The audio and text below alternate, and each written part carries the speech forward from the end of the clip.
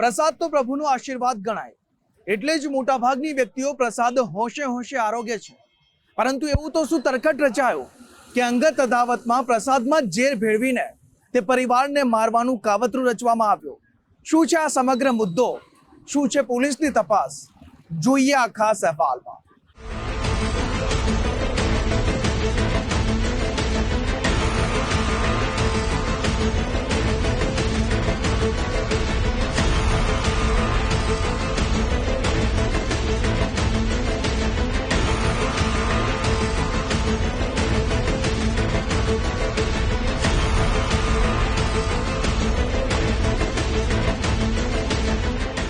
સનાતન ધર્મની પરંપરા અનુસાર મંદિરમાં દેવી દેવતાઓ સમક્ષ માથું નમાવીને આશીર્વાદ મેળવ્યા બાદ શ્રદ્ધાળુઓ પ્રસાદ આરોગે છે.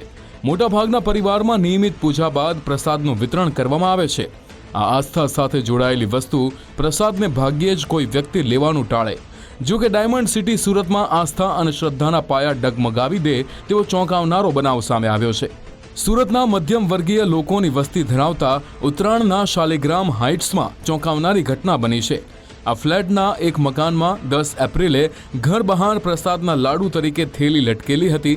સામાન્ય રીતે પરિચિતો કે પાડોશીઓ આ રીતે પ્રસાદની થેલી લટકાવીને વહેંચતા હોવાથી કોઈને જરા પણ શંકા ન ગઈ અને પરિવારના મોભી એવા ગોરધનભાઈ ડોંડા બુંદીના લાડુ ભરેલી થેલીને પ્રસાદ સમજીને અંદર લાવ્યા. જે બાદ ગોરધનભાઈ અને તેમના દીકરાની વહુ બંનેએ સહેજ બુંદીના લાડુ પ્રસાદ સમજીને ખાધો. જે બાદ મિત્રો સાથે નીચે બેસવા ગયેલા ગોરધનભાઈની તબિયત અચાનક જ લથડવા લાગી. ગોરધનભાઈને ગંભીર હાલતમાં મિત્રોએ ત્વરિત સારવાર અર્થે નજીકની હોસ્પિટલમાં ખસેડ્યા. જેની જાણ મિત્રો મારફતે ઘરે ફોન પર પુત્રવધૂને કરવામાં આવી તો થોડા સમય બાદ પુત્રવધૂ પણ ચક્કર આવતા નીચે પડી ગયા. ફૂડ પોઈઝનિંગની અસર લાગતા ગોરધનભાઈના પુત્રવધૂને પણ સારવાર અર્થે હોસ્પિટલમાં દાખલ કરવામાં આવ્યા. અંદાજે 3 દિવસની સારવાર બાદ બંનેની તબિયત લથડી. જે બાદ તબીબોએ પ્રસાદીના લાડુની તપાસ કરતા તેમાંથી વરિયાળી જેવી નાની ગોળીઓ મળી આવી. બુંદીના લાડુના પ્રસાદને હાલમાં ફોરેન્સિક સાયન્સ લેબોરેટરીમાં વધુ તપાસ અર્થે મોકલવામાં આવ્યો છે. જીવન મરણ વચ્ચે લગભગ 3 દિવસ સુધી હોસ્પિટલમાં જજુમ્યા બાદ ઉત્તરાયણ વિસ્તારના શાલિગ્રામ હાઇટ્સ સ્થિત ઘરે પરત ફરેલા પરિવારના મોભી ગોવર્ધનભાઈ ડોંડાએ કોઈ અજાણ્યા ઇસમોએ આવું કૃત્ય કર્યું હોવાને લઈને શંકા વ્યક્ત કરી. આ મુદ્દે ઉત્તરાયણ પોલીસે વિગતવાર હાથ ધરેલી તપાસ દરમિયાન પ્રસાદ અને તેમાં રહેલા ઝેરના ભેદભરમ ખુલવાની આશા દર્શાવી છે. ખાધું એટલે મને અસર થઈ એટલે મને દવાખાને લઈ ગયા એટલે એડમિટ કરી દીધો. 48 કલાક દવાખાને રહ્યો અને જ્યારે હું ભાનમાં આવ્યો ત્યારે મેં કીધું ભાઈ મને હવે અહીંથી ઘરે જવું છે, પણ ઘરે જવાની કોઈ પરિસ્થિતિ હતી નહીં. આમ પરિસ્થિતિ તો ખરાબ જ હતી. કઈ તારીખે કઈ રીતના શું બનાવ બન્યો? 10 તારીખે 3 વાગ્યા 10 તારીખે 3 વાગ્યા અને ત્યાર પછી મને દવાખાને લઈ ગયા અને કાલે 5 વાગ્યે મેં ઘરે આવ્યા. શું ખાધું હતું? એટલે એ લાડવો જ ખાધો હતો, બાકી તો પછી તો કાંઈ ખાધું જ નથી. હવે અત્યારે હાલમાં જ્યુસ ઉપર જ છું હું. ડૉક્ટર કે કોઈ વસ્તુ ખાવાની નથી, જ્યુસ પીવો અને આરામ.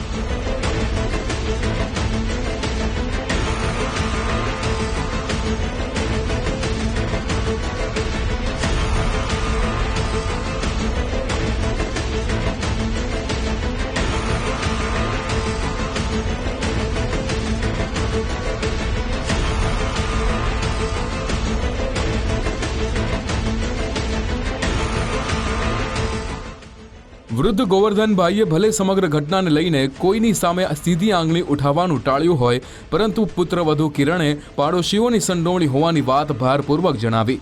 લાંબા સમયથી સાથે રહેતા 2 પરિવારો વચ્ચે વિવાદનું મૂળ પાડોશીની દીકરી હોવાનું જણાવ્યું. પાડોશીની દીકરીએ ભાગીને લગ્ન કર્યા તેનો ખાર રાખીને જ સમગ્ર પરિવારને ઝેર આપીને મોતને ઘાટ ઉતારવાનું જાણે ષડયંત્ર રચવામાં આવ્યું હતું. કિરણ ડોંડાએ હોસ્પિટલમાંથી સાજા થઈને ઘરે આવ્યા બાદ પોલીસની પ્રાથમિક પૂછપરછમાં પાડોશમાં રહેતા પરિવારના સભ્યો સામે જ શંકાની સોય ચીંધી છે.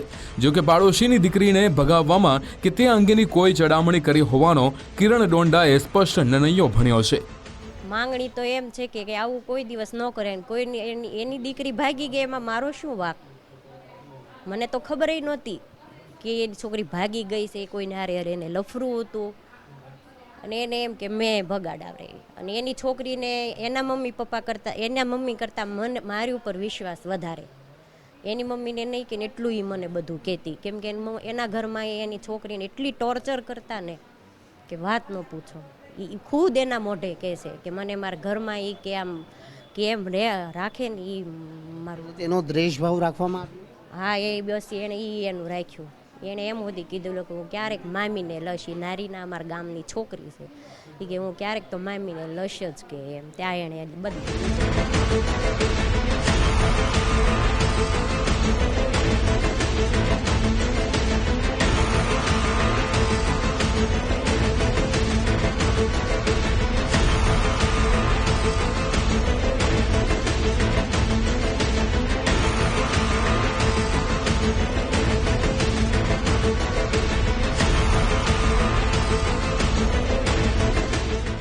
પ્રભુની પ્રસાદી જીવનું જોખમ સાબિત થઈ શકે એ વાત આમ તો કોઈને માન્યમાં ન આવે, પરંતુ કિરણ ડોંડાના આક્ષેપ બાદ હાઈ પ્રોફાઇલ કેસને લઈને ઉત્તરાણ પોલીસના જવાનો ત્વરિત એક્શનમાં આવ્યા. બુંદીના લાડુના પ્રસાદના બાકી રહેલા અવશેષોને ફોરેન્સિક તપાસ અર્થે મોકલવામાં આવ્યા છે. ઉત્તરાણ પોલીસે શાલિગ્રામ હાઇટ્સના સીસીટીવી ફૂટેજ ચેક કરીને શંકાસ્પદ વર્તણૂક જણાઈ તે 5 ઇસમોની ઓળખ કરીને પૂછપરછ હાથ ધરવામાં આવી છે. જો કે એફએસએલના રિપોર્ટમાં બુંદીના લાડુમાં ઝેર ભેળવ્યું હોવાનું સ્પષ્ટ થયા બાદ આગળ કડક કાર્યવાહી હાથ ધરવામાં આવશે. જે સસરા અને એમના વહુ બંને એક જ પ્રસાદી લીધી હોય અને બંનેની તબિયત સમાન પ્રકારે જ ખરાબ થઈ હોય. સસરાની હાલત થોડી વધારે ગંભીર હોય એટલે બેભાન અવસ્થામાં હોય અને એમને હોસ્પિટલ ખાતે લઈ જવામાં આવે છે. ત્યારબાદ ત્યાં પ્રાથમિક સારવાર આપ્યા બાદ એમની જે વહુ છે એમણે ઓછી માત્રામાં આ પ્રસાદી લીધેલ હોય, એમને થોડી સારવાર બાદ જે છે એ તબિયત સ્થિર થઈ જતાં એમને હોસ્પિટલમાંથી ડિસ્ચાર્જ કરવામાં આવે છે. ત્યારબાદ આ હકીકત છે એ એમના દ્વારા પરિવારના ધ્યાને મૂકવામાં આવે છે અને આ હકીકત ધ્યાને મૂક્યા બાદ પોલીસને જાણ થાય છે. એટલે પોલીસ જે છે, ઉત્તરાણ પોલીસ જે છે એ ત્યાં સ્થળ પર પહોંચે છે અને જાણવા જોગનો જે છે એ દાખલ કરે છે. અને આ જાણવા જોગના કામે આ જે પ્રસાદી હોય છે એને કબજે કરે છે અને એ પ્રસાદીનું પૃથ્થકરણ માટે કે અંદર ખરેખર કયો કન્ટેન્ટ છે એના માટે એને એફએસએલમાં હાલના તબક્કે મોકલવામાં આવી છે. જે ગોરધનભાઈ છે એમને પણ તબિયત સ્થિર થઈ જતાં એમને પણ હોસ્પિટલમાંથી ડિસ્ચાર્જ કરવામાં આવે છે અને એમનું પણ પૂછપરછ કરવામાં આવી છે કે એમની જે પ્રસાદી છે એ કેવી રીતે તેમને મળી, અને એમના બધા જે પરિવારજનો છે એમના પણ નિવેદનો પોલીસે જે છે એ નોંધ્યા છે. અને હાલના તબક્કે જે શંકાસ્પદ લોકો છે કે જે આ કૃત્યની અંદર સામેલ હોઈ શકે છે એમની જે પૂછપરછ છે એ પોલીસ દ્વારા કરવામાં આવી રહી છે.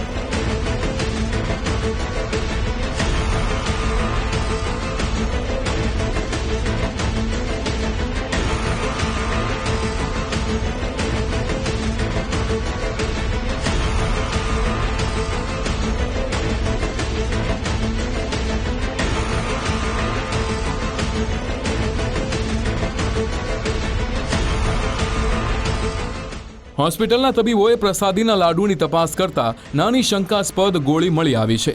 આ પુરાવાએ સ્પષ્ટ કર્યું છે કે સામાન્ય ભૂલ કે ફૂડ પોઈઝનિંગનો કિસ્સો નથી, પરંતુ જાણી જોઈને પાડોશીઓ દ્વારા સામૂહિક હત્યાનો કરવામાં આવેલો પ્રયાસ છે. વળી ભોગ બનનારા પરિવારે પણ પ્રસાદમાં ઝેર ભેળવી આખા પરિવારને ખતમ કરવાનું પૂર્વ આયોજિત કાવતરું હોવાનો આક્ષેપ કર્યો.